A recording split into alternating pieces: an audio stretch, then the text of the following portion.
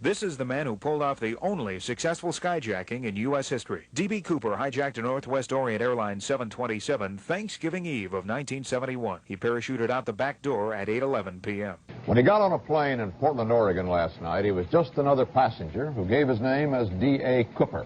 But today, after hijacking a Northwest Airlines jet, ransoming the passengers in Seattle, then making a getaway by parachute somewhere between there and Reno, Nevada, the description on one wire service: master criminal.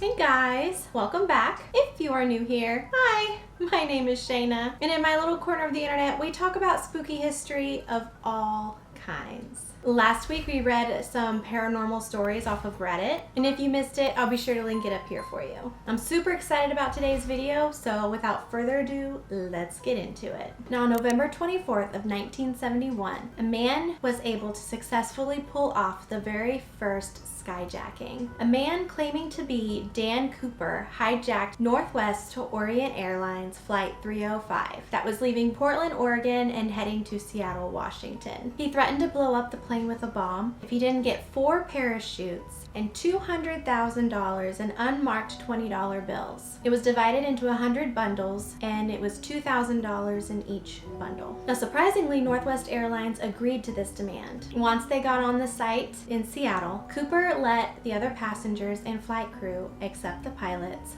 off the plane. The airlines had the money and parachutes brought on board, and while there, the plane refueled before taking off. And when the plane got to 10,000 feet, Cooper jumped from the back stairs of the Boeing 727 into a thunderstorm with winds approximately 100 miles per hour and temps below zero, and he was never seen again. Now, I have loved this story ever since I heard it years ago. It's the most mind-boggling story, and the best thing is that some believe that we know exactly who D.B. Cooper is. So let's dive into the only skyjacking that has never been solved. Or has it? So let's talk about the specifics and who is now believed to be D.B. Cooper. Now, witnesses that were on the plane described Cooper as wearing a black suit with a tie and carrying a briefcase. He was tall and had dark hair. He was approximately in his mid-40s, and he was between 5'10" to 6 feet tall. And it was said he weighed approximately between 170 and 180 pounds. And he had an accent from the Midwest. Now, as you can imagine, this was a nationwide manhunt.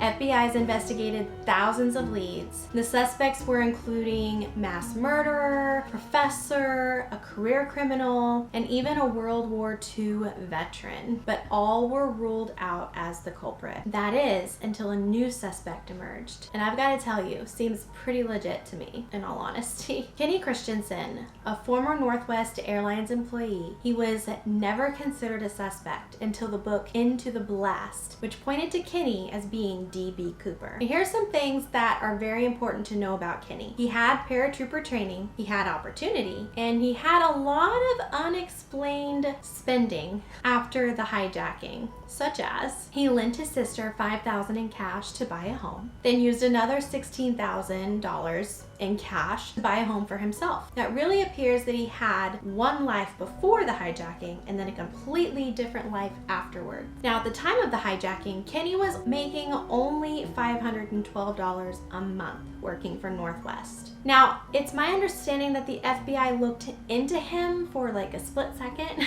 but then ruled him out as a suspect because he didn't match the eyewitness descriptions, and he wasn't a career criminal because his record was clean. They didn't believe that whoever was D.B. Cooper had military training. Now, I watched this documentary about Cooper, and they really just kind of investigated Kenny to figure out how he could be considered D.B. Cooper. Now, by the way, Kenny had passed away in December of 2020, so they couldn't go and ask Kenny himself, so they decided to go and visit some people that he knew, and one of them was his brother Lyle. Now, Lyle stated that they were a middle-class family, and they grew up on a farm, and as Kenny grew up, he decided he was going to join the Army right after high school. And then soon after doing that, he decided he was going to go into the paratroopers because they pay better. They trained him to land on trees, water, anything really. And he was in the military for 2 years and then applied for a job at the airlines. Now, Lyle explained that when Kenny was on his deathbed, Kenny said, and I quote, "There's something you should know, but I cannot tell you." Now, Lyle had some of Kenny's belongings, and after looking at everything, he started to feel that Kenny had something to do with the Cooper case. Now, Lyle stated that D.B. Cooper went onto the plane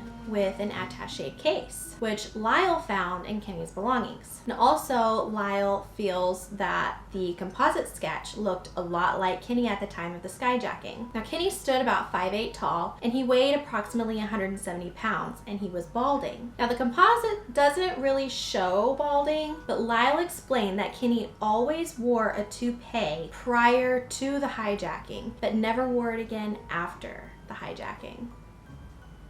Interesting. Now, I'm very aware that all of this is circumstantial. I'm sure a lot of people had attaché cases at the time. I really don't know. But the thing that a lot of people agreed on was that Kenny looked a lot like the composite sketch. So what would have been Kenny's motive? Well, according to previous letters Kenny wrote back in the day, he was never able to make a stable income at Northwest Airlines because of constant, protracted labor disputes in his job. Unfortunately, there were about 8 strikes going on at Northwest Airlines between the years 1954 and 1971. And those strikes really cut into Kenny's earning abilities. Now, in order for him to make ends meet, he had to work odd jobs, such as working at hotels or even digging ditches for friends. Now, these people in the documentary were able to talk to the retired FBI agent, Ralph Himmelsbeck, hope I'm pronouncing that right, and he was the lead on the case at the time. Now, he said that Kenny Christensen never came to Ralph's attention. Like I said before, FBI didn't really believe that Cooper had military experience, and Ralph also thinks that it's very unlikely that Cooper survived that jump. Now, his reasoning for this is because the airliner was going about 200 miles an hour at 10,000 feet. And outside, the air temp was 7 degrees below zero, and the chill factor was about 69 degrees below zero. So Ralph thinks that his body was never found because of the very dense woods and terrain. Now, Ralph did point out that Cooper asked the pilot to stay below 10,000 feet because anything higher would mean that they would have to pressure the cabin, which would make it harder to open the stairs for Cooper to escape. Now, Cooper demanded that the flaps on the wings specifically had to be at 15 degrees, which means that the airplane wouldn't have been able to go over 200 miles an hour, which made it safer for Cooper to jump out. So it's pretty obvious that Cooper definitely knew about planes and how they worked, right? Which really surprised me on why they would completely ignore Kenny as a suspect. This guy clearly knew about planes, so you'd think that Kenny would be one of their primary suspects, but since Kenny had military background, they just skipped over him, and I'm not even really for sure why they thought Cooper didn't have any military background, so that's kind of odd. Now, at this point, I'm sure you're wondering, how in the world did Cooper get past all those guards with a bomb in his briefcase and make it to the plane? Well, back in the day, airlines were really lenient. They never really checked any IDs, and people were even able to smoke on the planes. But this Cooper case is what helped change everything. Boeing planes installed something called the Cooper vane on the rear doors of the 727s, and this made it impossible to lower the aft stairs from the inside of the plane. And the FAA also started putting metal detectors in the American airports in order to screen passengers and their carry-ons before they were able to get on board their plane. So you can blame all of that on D.B. Cooper.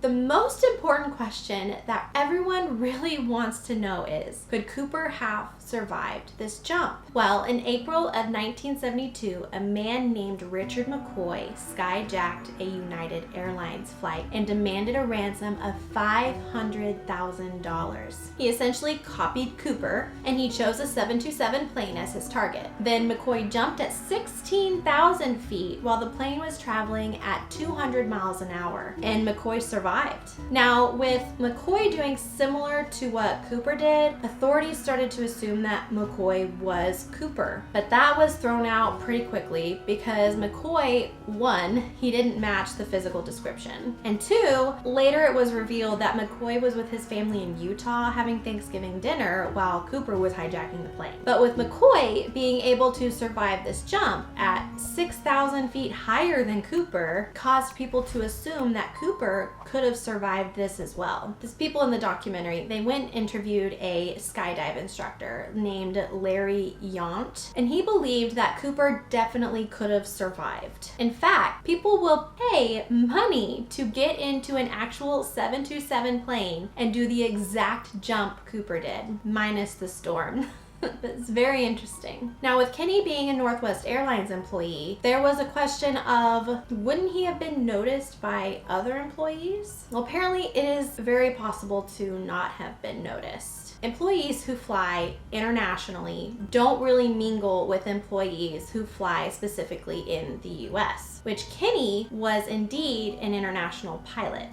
So that answers our question. Now, something that is important to notate is that Kenny apparently worked for the Northwest Airlines for 20 years after the heist. But honestly, him continuing to work there probably helped keep eyes off him, because it would be obvious if he quit right after the heist, right? I mean, you get what I'm saying here? But in this documentary, they went to Kenny's home that he bought for the $16,000 in cash we talked about earlier. Well, now it's a business, and they went and spoke to the current owner and found something very interesting. Apparently, the previous owner was bulldozing trees around the property and unearthed a plastic bag without realizing. And afterwards, some kids were playing in the stumps and found the bag all ripped, and it had money in it.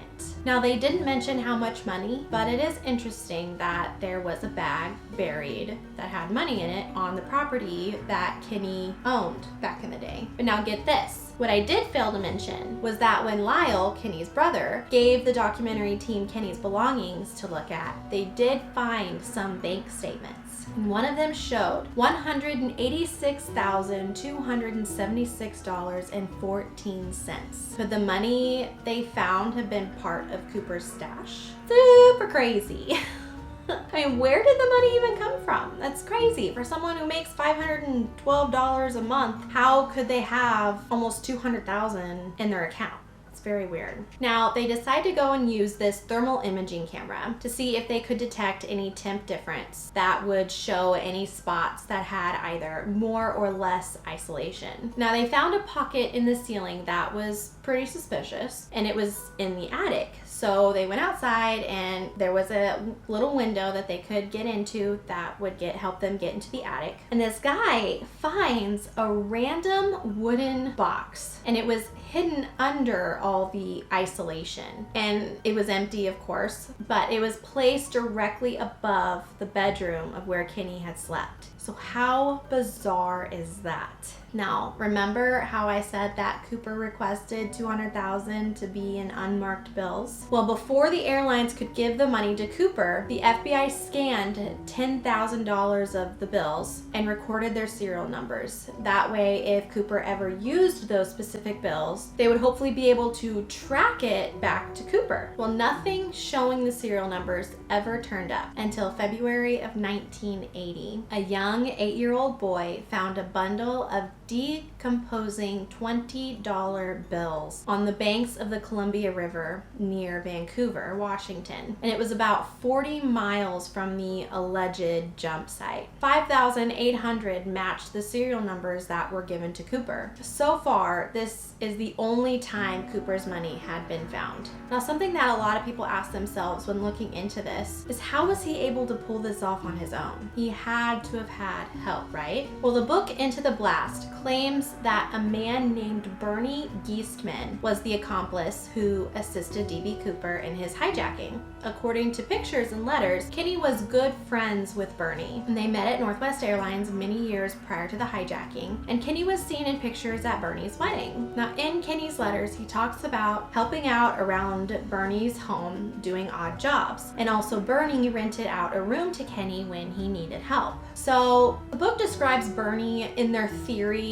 as driving Kenny down to Portland International Airport, dropping off Cooper or Kenny so he could catch his flight, then drove back up by himself to Paradise Point State Park. And this is where he would have picked up Kenny near his drop zone. There is even a picture of Kenny, and he's dressed in the same type of outfit that Cooper was described wearing. And it shows him opening the door, holding a briefcase that matched what Cooper had been holding, and a white bag that was known for carrying large amounts of money, and it was full.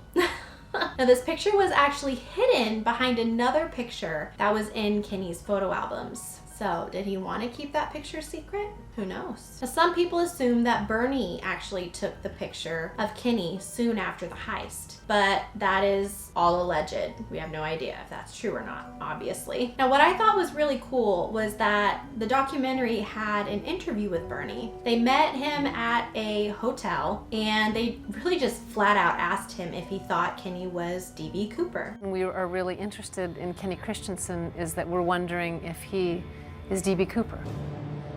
You're asking me my opinion? Yes. Yeah. Yes.